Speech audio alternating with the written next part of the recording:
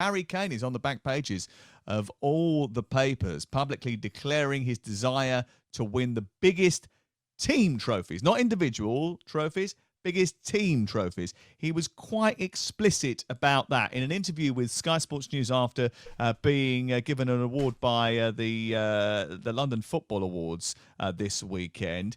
So what happens next with Harry Kane, and should Daniel Levy facilitate some sort of transfer this summer in order for two reasons, really, to sort of show Harry Kane a little bit of loyalty for what he's done at Tottenham Hotspur, but also to feather his own nest, because if he wants to get some money, and we know that Daniel Levy really does want to get some money, it's a great way of getting some. Depends if you're throwing away throwing away a tenner and getting a fiver in return.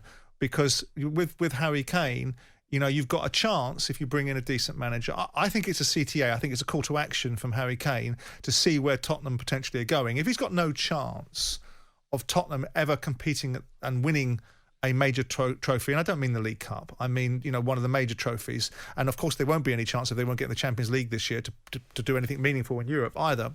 Maybe the Europa League, if you consider that meaningful. Man United probably do. But you look at it and say, well, look, you've got two things. You've got Harry Kane, who Daniel always wants to get the best value from. Every time Daniel does a deal, like an accountant, he'll try and get the best value if the market can afford it. The best value for Harry Kane is to not sell him in this economic climate, because you're not going to get the value that you want from him, because ultimately there are only a few people out there that would entertain perhaps the value that Tottenham would want for Harry, which is 100 million plus. So is it a call from Harry Kane backwards, a Glaxon-like call backwards to say, well, I've got 2 or 3 years left on my contract, right? So you aren't forced into a situation where I'm running my contract down at this moment in time. The person that's at risk here is me, because my contract and my opportunity to go and win something is becoming less and less likely the older I get. So I'm going to become less of a commodity that people are going to want to buy over the years as I get older. So it's probably now or next year that Harry Kane becomes at his optimum. Then he's getting into the 28, 29-year-old territory. Then Daniel can't get the value that he wants from it. So I actually think it's a call out to Tottenham to say, what are you going to do? Are you going to do more? We've just fired one of the reputed best coaches in the world. And what's the next move from Tottenham? Are we going to go and supplement this squad and push on? Are we going to get a manager in that's going to take us to the next level, whatever that level looks like for Spurs? Or is it really a call out from Harry to say, I want out of Spurs, so someone come along and force Daniel's hand? Yeah, I think I'm with you in the fact that it's a call to action, because I believe that he's a little bit hamstrung by time and circumstance, Harry Kane. He signed a new contract. He's at an age where the price to get him out of Tottenham is so huge that not many clubs pay that for a 28-year-old striker anymore. Also, he's had a lot of injury problems, and I'm not entirely sure that someone like Manchester City would take a gamble on him. I think Manchester United would take a gamble on him, and I think if I was putting money on anyone to be the ones to snare him away from the new Tottenham Hotspur Stadium, it would be Manchester United. He was but I'm not sure these injury problems, Sam, are the sort of injury problems that would give people cause for concern for buying a player. They're not ACL and things like that. Ankles are a problem, though. They don't get any better, do they? Granted, but I'm not sure. I mean, Beckham went on big moves when there were structural deficiencies. And I know there were other parts of Beckham's transactions that ultimately gave people a reason for signing him. But he went on moves to Man United and Madrid when his back was in a very difficult position, and other parts of him and his knees and so on and so forth. But look, you're right to say we're both saying the same thing, aren't we, Sam? Which is the economics of this deal make it very difficult to work. And a lesser level, I don't want to compare he's got to want to go as well, though, because the only way he actually gets out of there is if he forces it. And I'm not necessarily sure that even this is that much of a call to action. It's more of a sort of like, I'll sort of do it, because he actually says here, and the quote was quite interesting, I thought, is that I don't want to end with just individual awards. They're great. They're fantastic achievements. But when I look back at the end of my career, there are things that I will go over and take in more. But the goal right now as a player is to win team trophies. I want to be winning the biggest prizes there is to offer. And we're not quite like doing that. I want to win Premier League. It's a fair comment, isn't it? And European Championships, he said. And that was the key thing for me, because he mentioned the Premier League, then he said European Championships. Yeah. And I thought, well, does that mean if he wins the European Championship with England in the summer, he'll stay at Spurs forever because he'll be satisfied? I mean, look, we have to be on the other side of the interview, because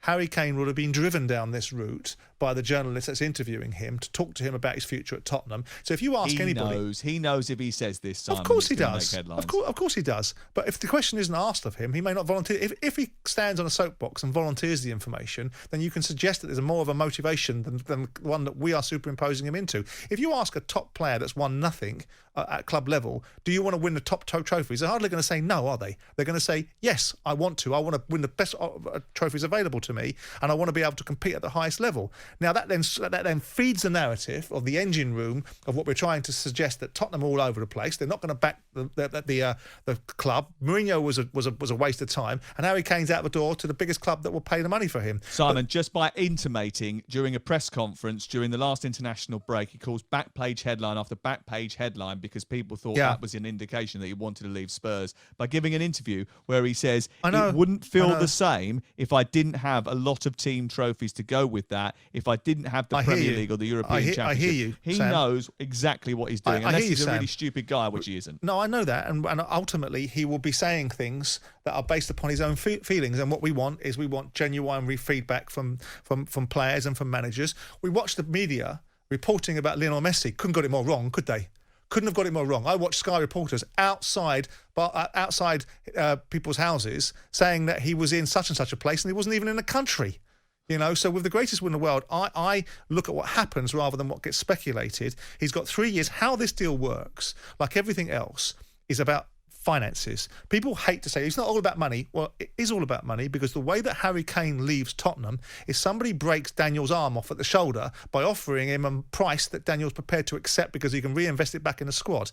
Now, if he doesn't get that, the alternative is, do we, you and I, in this conversation, believe that Daniel Levy is going to be like people like Riyad Mahrez and people of that nature that are going to walk in, or Tevez or whoever else it is, and say, I want out of this football club and I'll do whatever it takes to get out, and I'm going to put a transfer request in? He's not going to do it, is he? No, he's not. He's not. Especially if he is assuaged by the fact they've got a new superstar manager who's going to be allowed to bring in even more talent. And who would that be, do you think? Well, I think that's what happened with Jose Mourinho, to be honest with you. Well, reports are swirling around that Jorge Mendes has approached Spurs to offer Nuno Espirito Santo as I think it's a great fit successor. I think it's a downward trajectory, isn't he? I think it's a great fit. I think it's a great fit for Tottenham Hotspur. It's not a great fit for Wolverhampton Wanderers and their fans, of course not. But Nuno Espirito Santos has done a fabulous job. He's been backed. He's been backed with good players. He was backed in the Championship. He's been backed to a level inside the Premier League. Do we think, let me ask you a question, Sam. Do you think the Tottenham squad is better than the Wolves squad? Yeah. So is it an upward level then? Just being badly managed by other people? It is what, an upward level? Is going to Spurs an upward level or a retrograde step? It's a step up for Nuno Espirito Santo. Is it a step down for Spurs? That we possibly, because Jose Mourinho is a serial winner of huge trophies. Nuno Espirito Santo's biggest. But he's an antiquated Jurassic dinosaur being reported in the press as somebody that spends all his time throwing players under the bus. So are we talking about what he did once, or are we talking about what he really is? I disagree with that characterisation of him. So do I. I think that actually, the world has moved on and things are different and difficult, and I think that actually, when you look back at him finishing second at Manchester United, that wasn't as bad an achievement as. But what about Spurs? But what about Spurs with Mourinho? You go for that Spurs squad and you tell me if anybody else is going to get them much higher up the table. I agree, I'm mate. Not necessarily I sure agree, they mate. I'm with you 100%. Sold. But the fact of the matter is, goalkeeper's too old. The centre backs are not good enough. I don't think they're singing to the choir, midfield. Sam. But that's not the narrative that gets put out there, is it? That's not the narrative. The destruction of Tottenham Hotspur and the squad is Jose Mourinho, his dark, divisive, malevolent attitude, and that group of players would do far better playing for anybody else than the Dark Lord. Being Jose I think Mourinho. They'll That's turn around and say reported. that a lot of supporters will turn around and say, actually, this is a team that got to a Champions League final in 2019, and I concur with the fact that Mauricio Pochettino squeezed every last moment in drop time out of this squad. But I think since then, I think even under Maurizio for the first couple of months of the 2019-20 season, they looked like a different group. They looked like a group that was sucked of all personality and ability. So, look, I think whoever goes in there has got a huge job. He's got a rebuilding job to do. Indeed. And actually, I wonder whether or not it starts with the finances that come in from a Harry Kane deal. We shall see.